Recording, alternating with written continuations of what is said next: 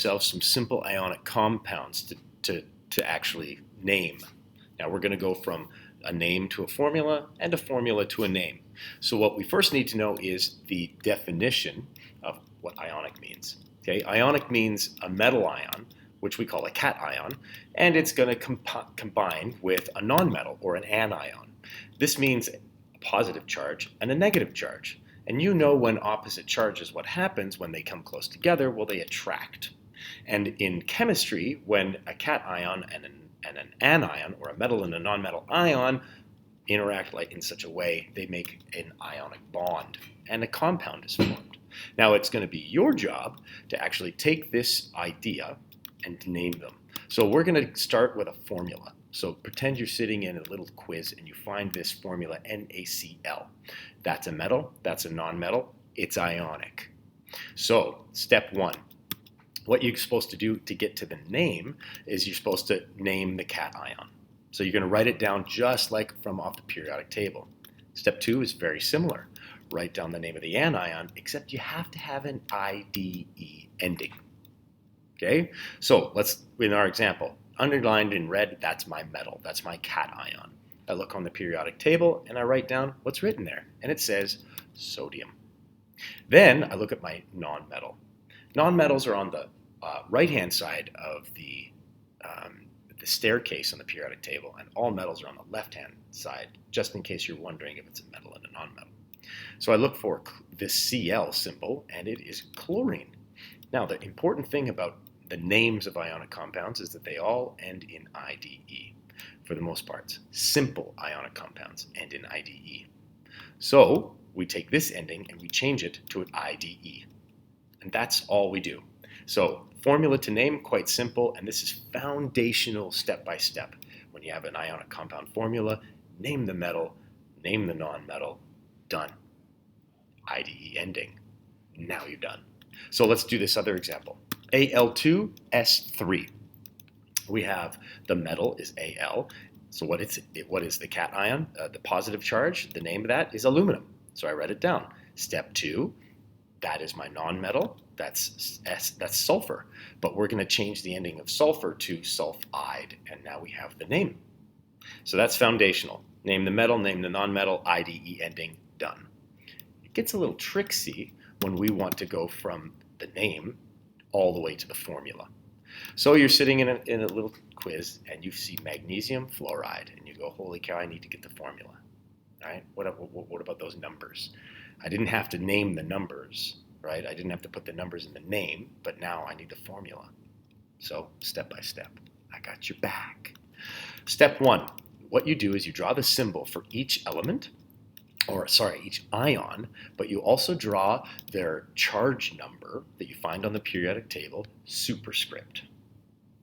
But Mr. Levitt, what does superscript mean? Superscript means write it up above to the right. Step two, you take these numbers, these charge numbers, superscript, and you cross them down so that they are written subscript. So the charge numbers are crossed down. I'll show you in a second. And then step three, always the misinterpreted one or the rushed one, reduce those numbers if you can, and then rewrite them. So step one, step two, step three, let's look at magnesium fluoride. The symbol for magnesium is Mg. The symbol for fluoride or fluorine is what's going to be written on the periodic table because we changed the ending to ID, is F. Now, the ionic charge number, also written on the periodic table. So I'm going to write 2. It says 2 plus, Mr. Levitt. No, it's all good. Just write the number. I don't need the symbol. And then there is a 1. So step 1 done. Symbols, numbers, charge numbers. Superscript, above to the right. Step 2, what we're going to do is we're going to cross it down. We're going to take this charge number and we're going to cross it down over here. Subscript is below right of this symbol. And then this 2 is going to be written here. So what does that look like? We take the 1 and we bring it down. And we take the 2 and bring it down. Isn't that nice? Now, step 3 is reduce and rewrite, because I've drawn these little arrows over here. Now, you have to understand this one rule. Reducing is making sure that the number is in the smallest version of itself. So if there is a whole number that we can divide 1 and 2 by to make them even smaller, then that's reducing. In this case, 1 can't be any smaller, so we're done. If you see a 1, you're done. You don't have to reduce. But here's another very important rule. Never, ever write 1s. Ever. They take up too much space. So in chemistry, we're looking at this. We should write it down Mg. There's a 1 there, but it's invisible. F2. So MgF2. There is my formula. Done. So again, draw the symbols with the charge numbers. Cross the numbers down, reduce, rewrite. That's it. And it's the same for everything. Let's go over 2 more examples. Your next quiz question. Aluminum, bromide. Okay, write down the symbols. What's the symbol for aluminum? Al. Bromine, Br. What's the charge number? 3 and 1 respectively. Step 2, cross them down. Okay, and so the 1 comes down here and the 3 comes down here. And 1 and 3 cannot be reduced, so I'm just going to rewrite this, but don't write the 1s. AlBr3 is my formula. See, when I rewrite that, there's no space in between there either.